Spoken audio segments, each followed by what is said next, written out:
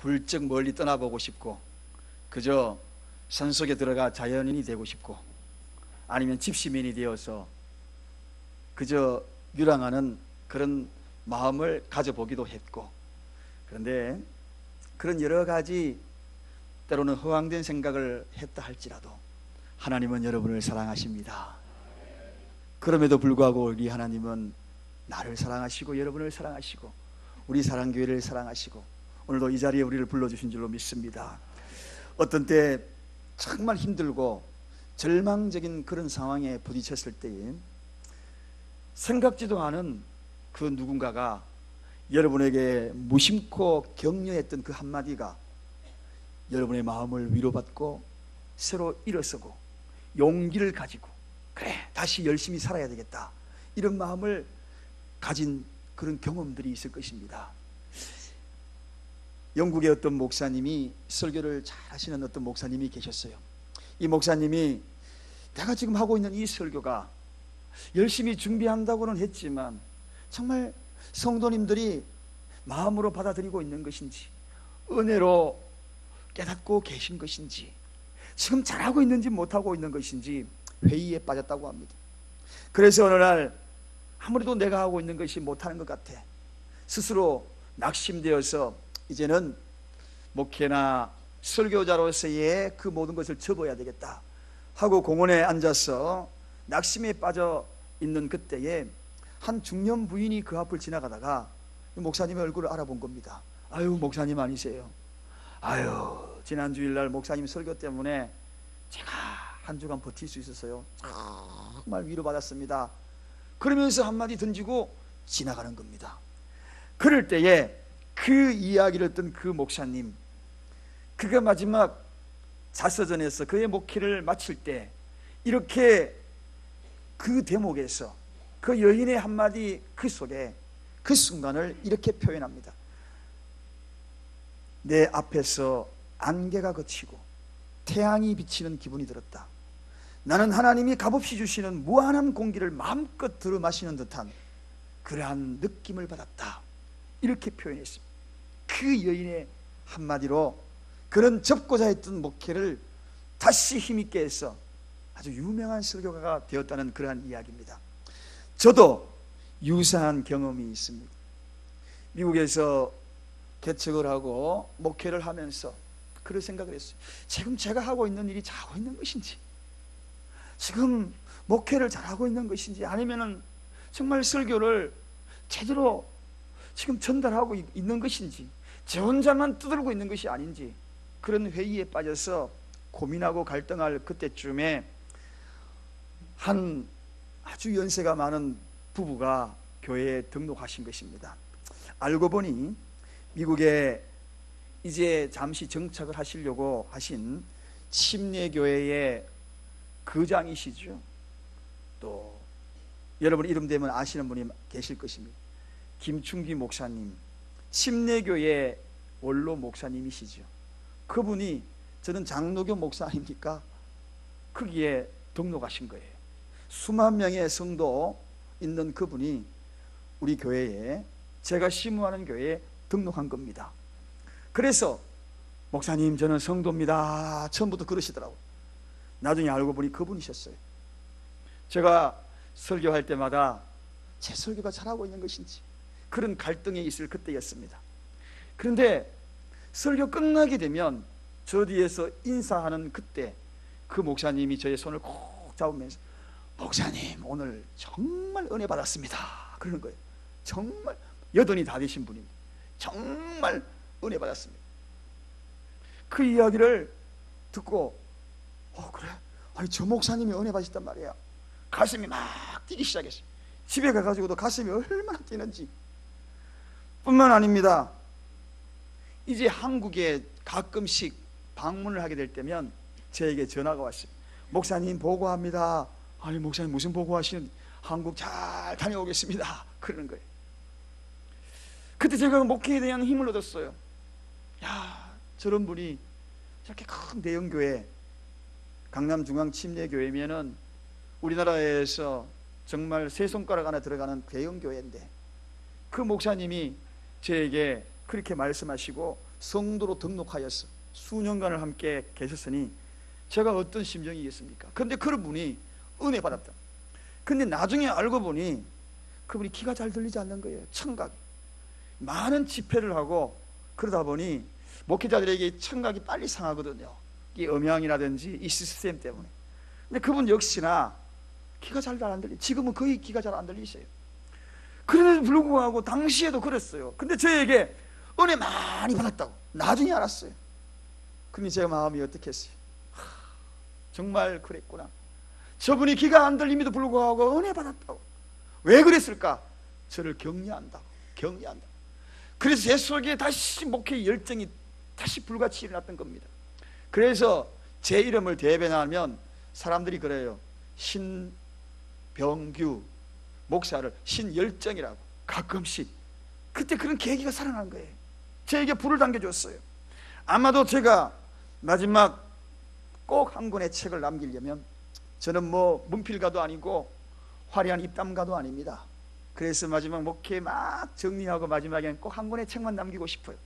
목회했을 때에 정말 하나님이 저에게 들려줬던 그 음성뿐만 아니라 이렇게 격려해줬던 그 격려가 마지막 마무리 잘하게 되었다고. 그 자서전을 쓰고 싶은 그분의 이름을 남기고 싶어요. 여러분, 용기를 회복하게 했던 그 격려는 단순하게 등을 토닥토닥 두드려주는 차원이 아닙니다. 이 격려는 삶을 변화시키는 힘이 있어요. 긍정적인 태도로 바꾸는 위대한 힘이 있는 것이 격려입니다. 요즘 같은 시대에 얼마나 격려가 필요합니까, 여러분? 그렇지 않아요? 우리가 일본의 무역 갈등을 겪고 있지요. 중국과의 여러 압박감도 있지요. 북한의 압박감, 거기다가 미국, 여러 등등의 위기 속에 있는 대한민국이 아닙니까? 이럴 때마다 기업하시는 분들이 한탄도 나오고, 직장생활하는 사람들이 어느 날 갑자기 직장생활에서 그만둬야 되는 그런 위기가 있는 이때, 이럴 때 우리가 해야 될 일이 무엇입니까? 요즘 같은 이 세상에 정말 필요한 것이 무엇이겠습니까? 내 삶의 긍정적인, 그리고 내 삶의 힘이 되는 그러한 위대한 섬김의 단어, 언어, 그것이 바로 격려가 아니겠습니까? 그래서 저는 오늘 설교 제목을 위대한 섬김의 언어, 바로 격려에 대해서 말씀을 드리고자 합니다. 여러분, 이 격려는 심리학적으로, 의학적으로, 또 영적으로 위대한 힘을 발휘하는 놀라운 능력이 있는 것입니다. 심리학자 로젠탈과 제이콥슨의 연구 결과입니다. 심리학적으로 이 격려가 얼마나 위대한 힘이 있는지. 어느 학교에 개학이 되어서 이제 반들이 막 나누어지는 그런 시점입니다. 그런데 이 두 박사님이, 대학교 교수이면서 박사님이 그 학교 간 거예요. 가가지고 이야기합니다. 수백 명이 있는 그 자리에서 오늘 저는 수십 명의 학생들을 여러분에게 발표하고자 합니다. 이 학생들은 무한한 잠재력이 있습니다. 뿐만 아니라 이 학생들 잘 교육시키면 정말 위대하게 이 나라의 일꾼이 되며 대성할 겁니다. 그렇게 하면서 담임선생님을 소개하고 그 담임선생님에게 이 학생들 제가 부를 테니 잘 부탁합니다 하고 이제 드디어 학생들의 이름을 부릅니다. 자기 이름이 불려지니까 이 학생이 가슴이 두근두근 뛸 거 아닙니까? 그 학생들을 게시판에 붙여서 또 보게 만듭니다. 시간이 지났어요. 1년의 시간이 지났습니다. 어떤 결과를 초래했을까요?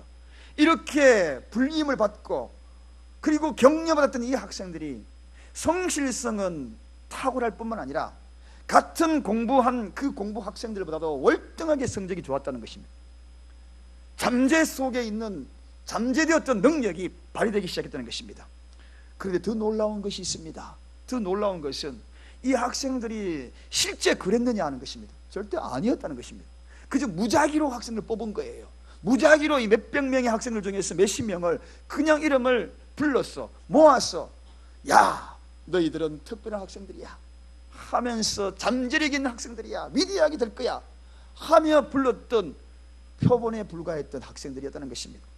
그런 학생들이 격려하니까 숨겨져 있는 잠재력이 나왔고, 그리고 그 속에 성실성이 그들 속에 뿜어져 나왔어.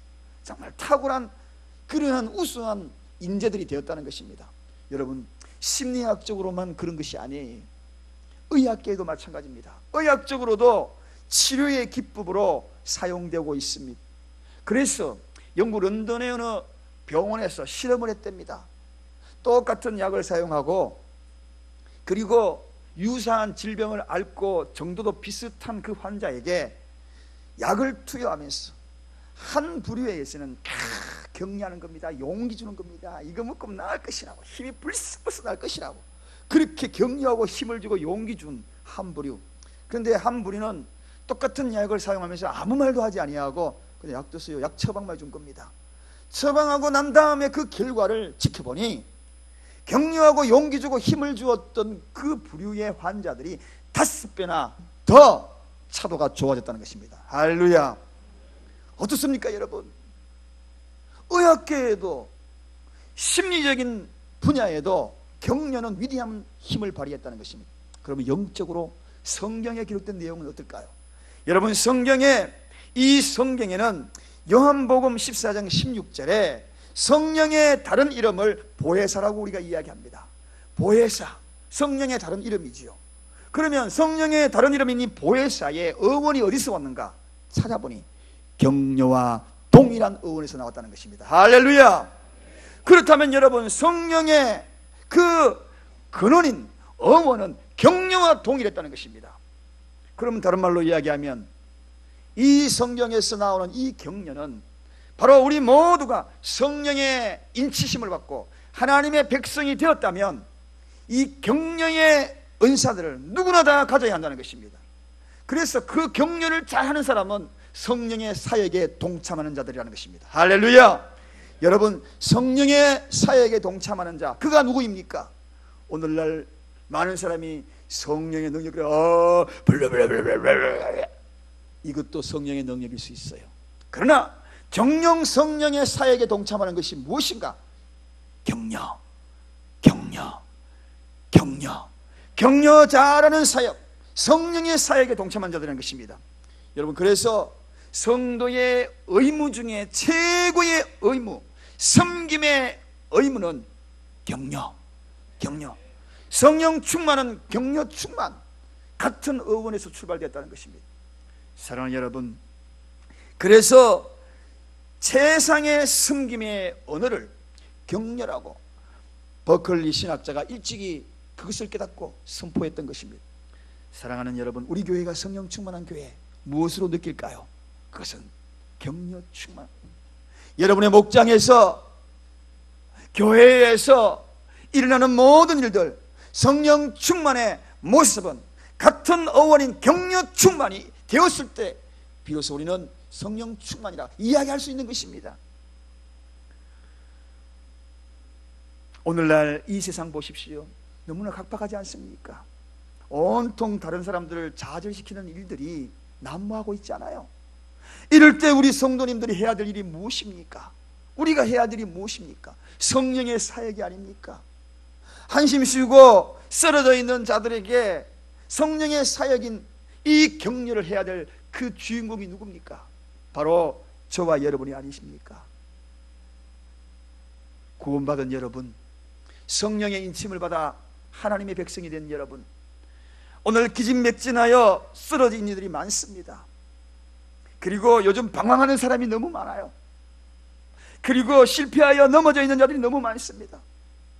상처 입고 시리도록 아파하고 가슴을 쓰다듬는 이들이 너무나 많습니다. 버림받은 이들이 너무나 많아요. 오늘 이 자리에 그런 분 없습니까? 나는 외롭지 않다고 이야기하지만 여러분, 이 자리에 앉아 계시면서 고독의 속으로 울고 있는 분은 없으십니까? 이들이 누굽니까?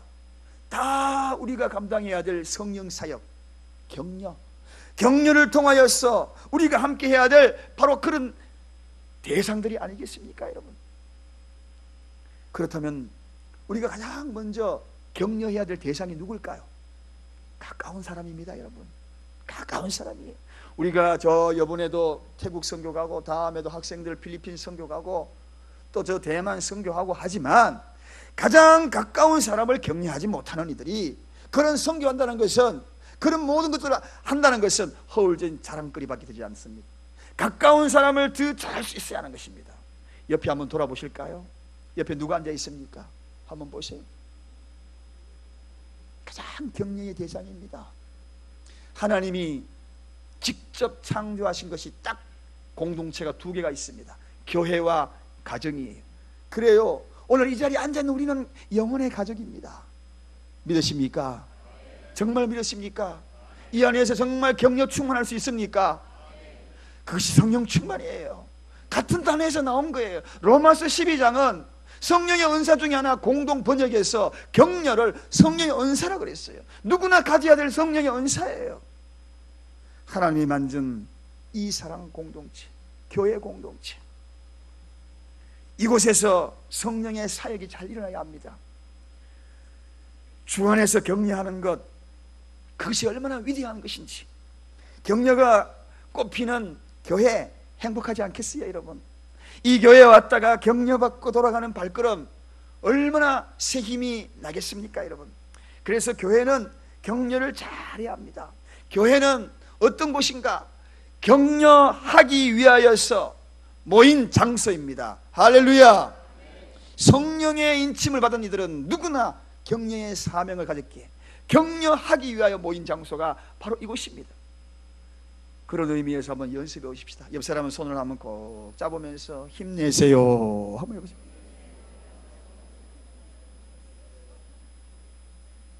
격려도 눈물겨운 격려. 여러분, 성경에는 가장 가까이 있는 사람들을 친구로 묘사하는데 욥과 다니엘을 비유 들어서 말씀드리고 싶어요. 욥에도 세 친구가 있었습니다. 다니엘은 몇 친구 있었어요? 세 친구. 똑같이 세 친구 있었어요. 다니엘도 세 친구, 욥도 세 친구. 그러나 친구의 부류가 달랐어요.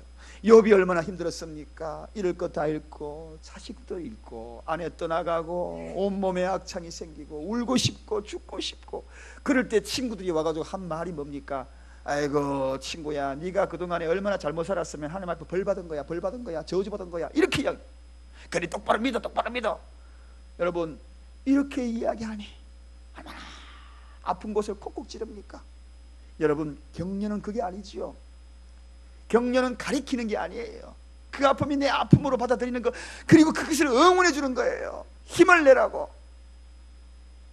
가끔 가다가 우리가 이런 오류를 범합니다. 누군가가 갑자기 다리가 똑 부러졌어.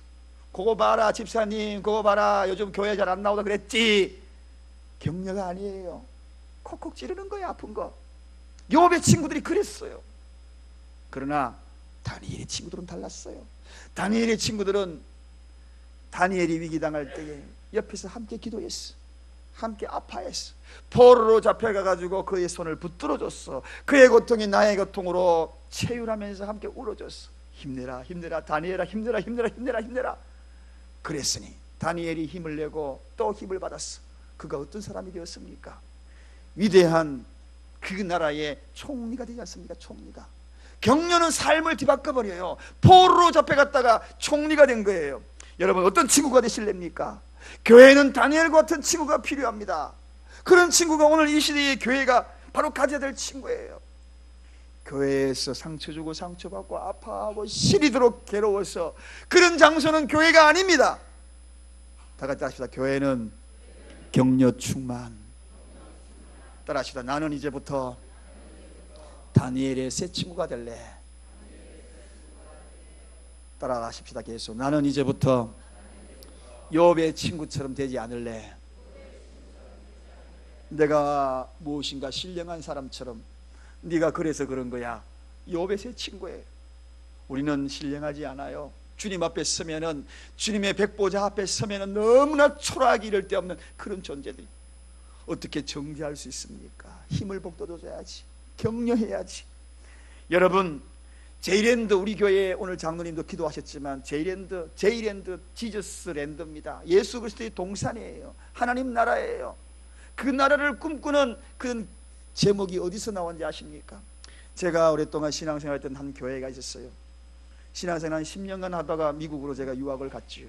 그 교회의 그 목사님이 제이랜드라고 이름을 붙인 거기서 따온 겁니다. 그 제이랜드를 역설했습니다. 그럼에도 불구하고 이제는 그 이름마저 사라져버리고 말았어요. 그 교회에서 제일랜드 완전히 사라져버렸어요. 교회가 1500명까지 가다가 지금은 150명밖에 안 됩니다. 교회는 번듯하게 잘 되었는데 왜 그런지 아십니까? 제일랜드가 사라졌기 때문에 그렇습니다. 저는 그래서 그 제일랜드를 다시 우리 교회에서 부활하고자 하는 것입니다. 예수님의 나라가, 이 나라가 우리 교회에 임하기 위하여서, 제일랜드 그분의 나라가 임하기 위하여서 격려 충만, 할렐루야, 격려 충만이 있는 곳이 제일랜드입니다. 지친 사람, 절망하는 사람, 두려움이 있는 자들, 포기하고 있는 자들, 주저앉으려고 하는 이들, 그들의 손을 잡고 일어나 함께 가는 공동체가 되자. 그것이 바로 제일랜드가 아닙니까 여러분?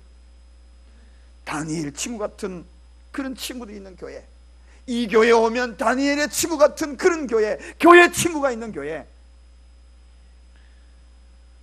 그런 교회는 자동으로 예수 향기가 나는 거예요. 두 번째, 여러분 가장 가까이에 있는 교회 다음에 또 어디 있습니까? 어딘가요? 가정이죠. 가정이지요. 여러분 가정에서 성령 사역 잘 하시길 바랍니다. 가정에서 지옥 사역을 많이 하시는 분이 계셔요. 지옥 사역은 사단의 사역이지요. 사단의 사역이 무엇입니까? 불평하고 원망하고, 그리고 정죄하고, 니 때문에 내 때문에, 밤새도록 니 때문에 내 때문에다가 눈 땡그랗게 떠가지고 출근하는 남편들 많고요. 눈 땡그랗게 떠가지고 아침에 밥을 하면서 시끄러고 살 씻으면서 전문디 같은 인간 때문에 마귀의 사역을 하는, 가정은 그런 곳이 아닙니다. 부모는 자녀를 격려할 줄 알아야 합니다. 여러분, 자녀의 꿈이 어디서 형성이 됩니까? 가정입니다. 여러분, 자녀의 비전이 어디에서 형성이 됩니까? 가정입니다. 여러분, 저는 청년들과 상담하면서 너무나 안타까운 일을 만납니다. 꿈을 짓밟아버린 부모들이 너무나 많더라고요. 네가 네 놓고 내가 미역국 먹었냐, 이놈아. 그것을 성적표라고 들고 왔냐고 던지는 사람이 없나? 한 청년을 지난주에 2번이나 상담을 했어요. 자기는 패배자래요. 아니야, 네가 왜 패배자야? 그러면서 그 청년에게 자폐증도 있거든. 저는 초등학교 때 아버지하고 대화했는데 중학교 때부터는 아버지하고 대화가 하나도 없었어요. 아버지한테 물어보면 하는 말이 알아서 해라 이놈아, 이 말밖에 들은 것이 없대요. 그때부터 중학교 나오고 학교를 포기하고 혼자 골방에 있는 자폐증에 걸린 거예요. 너무나 가슴이 아팠어요. 그래, 내가 네 아버지 되어주면 안 되겠니? 내한테 한번 다 털어놔봐라. 쭉 다 인생을 다 이야기하다. 어릴 때 구박받았던 거, 저는 패배자예요. 모두가 적이라는 거예요. 모두가 다. 아니야, 너도 잘하는 거 있어. 나는 뭐 못해요. 아니야, 너 잘하는 거 있어. 찾아볼래? 조립하는 거 잘한대요. 조립하는 거. 그래, 앞으로 교회에 있을 때 조립할 때 니 무조건 부를게. 그럼 또 잘하는 거 뭐 있어? 라면 끓이는 거 잘한대. 라면 끓이는 거. 그래, 그러면 교회 와서 다음에 라면 한번 끓여봐라. 그래가지고요, 점심때 다시 오라 그래. 점심때 라면 끓이는데 자기는 한 개를 끓여야 맛있지 몇 개 끓이면 맛이 없대. 그래서 잘 됐구나. 우리 교회 라면 최고 라면 박사가 있는데 우리 장익신 목사님이 라면 박사야. 우리 부목사님이 라면 박사니까 둘이 한번 대결해봐라. 그래가지고 여기에는 사무실 인원 다 끓이니까 몇 개를 끓이고 여기에는 하나만 끓이고, 그래서 둘이서 대결을 붙였어요. 일부러 누가 잘하나 보자. 그리고 난 다음에 라면을 딱 하고 내가 먼저 맛보고 심판한다. 딱 먹고, 야 진짜 대단하다. 에이 이거 별로네, 이거 별로야. 장 목사님 끓인 거 별로야. 네가 끓인 라면이 최고야. 어떻게 이렇게 맛있는 라면을 끓였어? 너 정말 잘한다. 야 너 요리에도 잘할 수 있을 것 같고 조립하는 거 뭐가 있을까? 한번 생각해보면 진짜 잘하는 게 있다. 정말 그럴까요? 자기 칭찬해 주니까요, 가면서 이게 선물 주고 갔어요. 그 선물이 뭔지 아세요? 오랫동안 주머니 넣고 다니던 굳어있는 코코아 막 옛날에 여친에게 선물 받았대. 그 코코아를 다, 목사님 이거 선물이에요. 선물이. 제 가슴이 뭉클하더라고. 내가 이 친구한테 선물 받았네. 마음을 열지 않는데 쭉 이야기 다 하더라고요. 앞으로 시간을 걸려서 치료를 받아야 되겠지만 어쨌든 부모가 자녀에게 격려해야 돼요. 장점을 살려줘야 돼요. 아까 그 학생들 보십시오. 몇십 명이 그 가운데에 탁월해졌잖아요. 여러분, 또 여러분 격려해야 될 상, 아버지를 격려해줘야 돼요. 오늘 돌아보십시다. 이 시간에 아버지, 아버지들, 남자들 좀 격려해 주세요. 가장이 무너지면요 굉장히 가정이 힘들어요. 여러분의 가장이 어깨가 처져 있는 가장이 있습니까? 쭉 처져가지고 발걸음을 무겁게 옮기는 가장들 격려해 주세요. 여러분, 가장이 힘에 겨워하면, 힘을 잃으면 가정이 힘을 잃는 것입니다. 세계적인 소프라노 가수 이야기를 좀 하고자 합니다. 이 세계적인 소프라노 가수가 전 유럽을 순회하고 그리고 자국으로 돌아갑니다. 돌아온다는 소문을 듣고 독창회를 열어달라고 많은 사람이 아우성같이 요구하니까 독창회를 하게 된 겁니다. 극장을, 대형 극장을 빌려놓고 거기에 이제 그 소프라노 가수가 와서 독창회를 들려주고 기대하고, 사람들은 구름대같이 몰렸어. 표가 매진되게 다 자리를 찼습니다. 그런데 시간이 되어도 그 소프라노 가수가 나오지 않는 거예요. 깜짝 놀라서 웅성웅성하니까 아나운서 멘트가 나옵니다. 여러분 죄송합니다. 여러분을 기다리시는 그 가수가 비행기가 연착이 되어서 어쩌면 노래를 부를 수 없습니다. 너무 죄송합니다. 너무 죄송해요. 그러니까 갑자기 막 냉혹하게 막 뭐 이런 게 있어 불평이 막 나옵니다. 그런데 여러분, 무명 가수, 신인 가수지만 대신해서 노래를 좀 들려드릴게요. 그러니까 야, 신인 가수 들리고 무명 가수 들리고 우리가 왔냐고, 돈 비싼 돈 주고 왔냐고 막 불평이 나옵니다. 이제 그 무명 가수를 소개시킵니다. 그런데 박수도 안 치는 거예요. 그리고 콧방귀만 끼고 있습니다. 네가 해봤자 얼마나 잘하겠냐고. 이제 이 무명 가수, 신인 가수가 노래를 열심히 불렀어요. 땀을 뻘뻘 흘려요. 다 부르고 노래를 끝났음에도 박수를 안 치네. 고요한 정적이 흐릅니다. 그런데 저쪽에 한 사람, 어린 꼬마가 자리에 일어나더니만 아빠 정말 최고야, 그런 거예요. 아빠 정말 최고야, 두 번씩이나 울려 퍼집니다. 그러니까요, 일어나 있는 그 꼬마에게 시선이 다 집중될 거 아닙니까? 이러다가 갑자기 그 이야기를 듣고 주변에 있는 한 사람이 또 일어납니다. 또 다시 일어납니다. 여기 일어나고 저기 일어나고 다 일어나가지고, 일어난 상태에서 무슨 박수? 기립박수. 기립박수. 그 기립박수를 치니까 그때 조명이 이렇게 비쳤는데 이 아빠의 눈에서 눈물이 주르르 흘러내립니다. 아들의 그 격려 한마디가 전체 관중들 다 일으킨 겁니다. 뿐만 아닙니다. 그 사람 그때부터 더 자신을 개발하고 속내에 숨겨있던 재능들이 그에게 개발되기 시작하고 더 노력을 합니다. 그가 누구인지 아십니까? 이름 되면 금방 압니다. 우리나라에도 내한 공연을 많이 한 사람입니다. 파파로티. 파파로티 들어봤어요? 안 들어봤어요? 짜파게티는 들어봤어도 목사님, 나는 파파로티는 안 들어봤습니다. 파파로티가 아들의 그 격려 하나, 그 한마디 속에 아빠 정말 최고야, 대가수가 탄생하는 순간입니다. 여러분, 오늘날 지친 아빠들 많죠? 격려해 주시기를 주님의 이름으로 부탁을 드립니다. 성령의 사역인 거예요. 뿐만 아닙니다. 자녀도 격려받아야 되고 아버지도 격려받아야, 엄마도 격려받아야지. 여러분, 어머니에게, 지친 어머니 손 한번 잡아보셔요. 얼마나 거칠어졌는지. 손에다가 골드 마사지 좀 해주시고요. 누워보시라 해가지고 얼굴에 팩 좀 해드려. 팩, 요즘 나와 있는 쿨팩 다 해드리고, 그리고 화장도 한번 해드려 보세요. 루즈도 한번 발라드리고, 그리고 손톱 발톱 깎아드리고 난 다음에 거기다가 매니큐어 한번 발라줘 보세요. 그럼 얼마나 좋아하는지. 여러분, 엄마들도 어머니들도 격려받아야 돼. 뿐만 아닙니다. 여러분, 이렇게 격려받고 나아가게 되면 이 격려는 잠재리 일어나는 거예요. 부부 사이도 격려해야 합니다. 여러분, 부부 사이에도 얼마나 격려가 필요한데요. 어제 어떤 집사님하고 이야기를 나눴어요.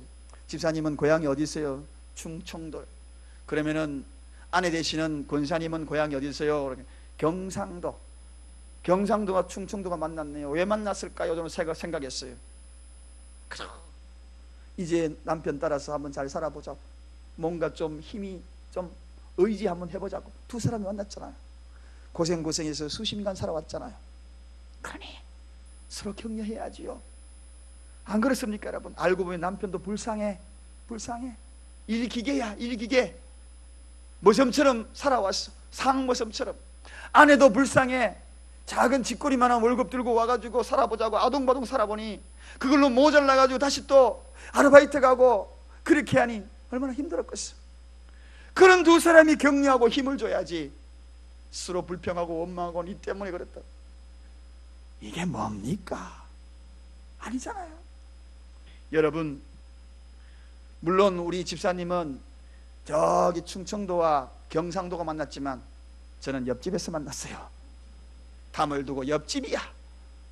옆집이니까 뭐 가자 해도 따라오기 쉬웠고 하지만 경상도에서 충청도로 따라오고 같이 따라오는 쉬운 일이 아닐 텐데.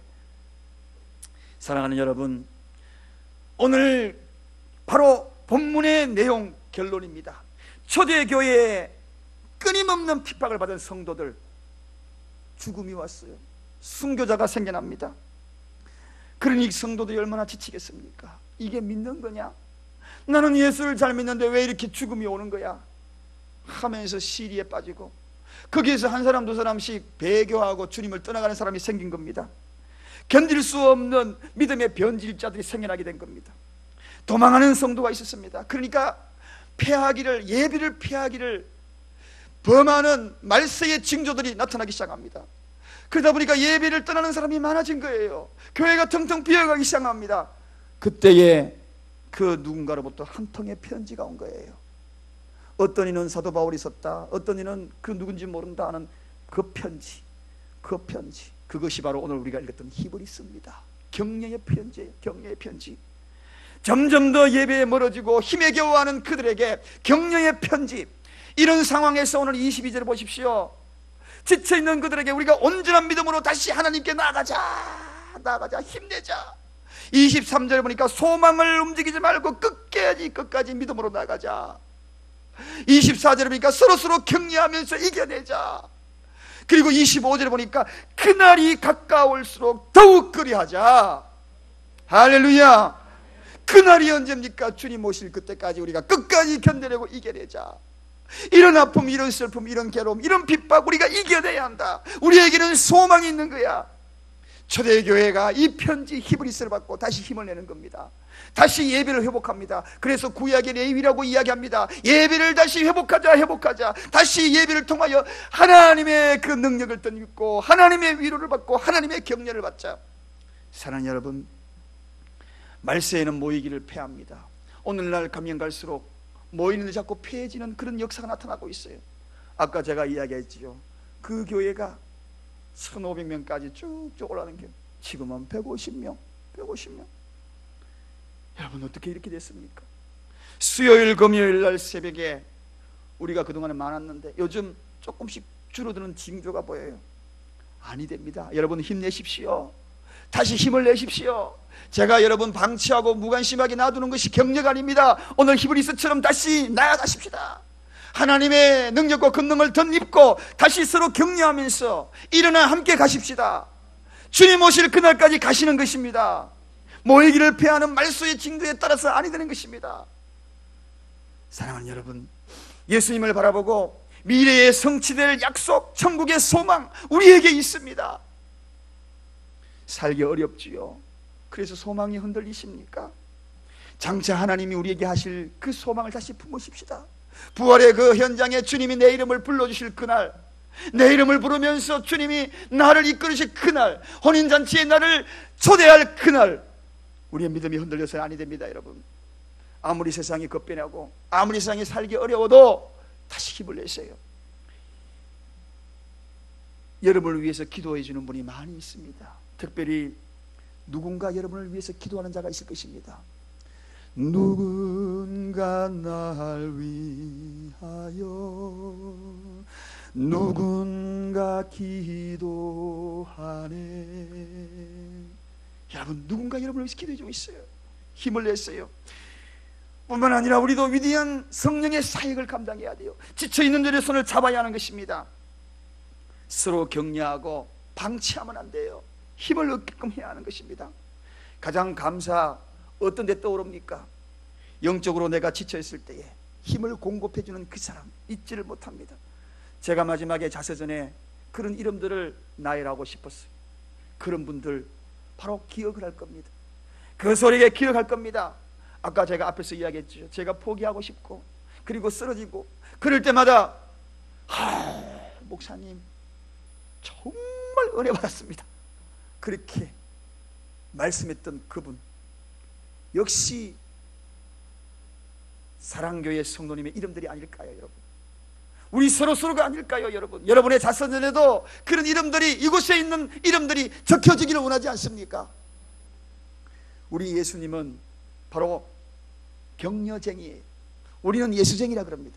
그런데 우리 예수님은 격려쟁이. 제가 예수님에게 격려쟁이라 한번 부를게요. 예수님, 당신은 격려쟁이. 나는 예수쟁이, 나는 예수쟁이, 당신은 격려쟁이. 그러나 당신이 격려쟁이이기에 성령의 사역을 감당하기 위해서 나도 격려쟁이가 될래. 성령 충만함을 입은 바로 격려 충만한 사람이 될래.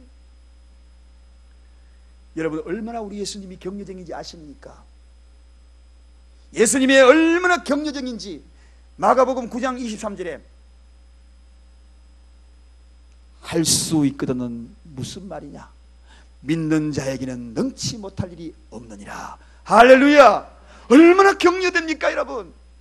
할 수 있거든이 무슨 말이냐? 믿는 자에게는 능치 못할 일이 없느니라. 와, 여러분, 이 말씀 듣고 힘받아가지고 일어선 사람이 한두 사람인 줄 아십니까? 자들에고 절망 가운데 있는 이들이 다시 일어서서 그의 인생이 달라진 사람이 한두 명인지 아십니까? 엄청난 격려. 역시 예수님, 당신은 격려쟁이. 나는 예수쟁이. 여러분은 예수쟁이. 예수쟁이는 격려쟁이. 격려는 위대한 섬김의 언어입니다. 이 위대한 섬김의 언어 크리스천들이 사용해야지요. 성도의 의무입니다.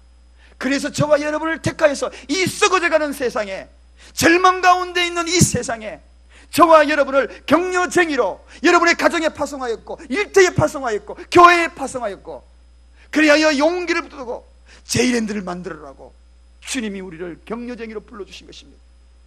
우리 한번 그렇게 한번 살아보지 않겠습니까? 우리 한번 그렇게 노래해보지 않겠습니까? 그런 의미에서 나는 격려쟁이가 될래. 다 같이 한번 따라 하십시다. 나는 격려쟁이가 될래. 기도하겠습니다. 은혜로우신 하나님 아버지, 그동안에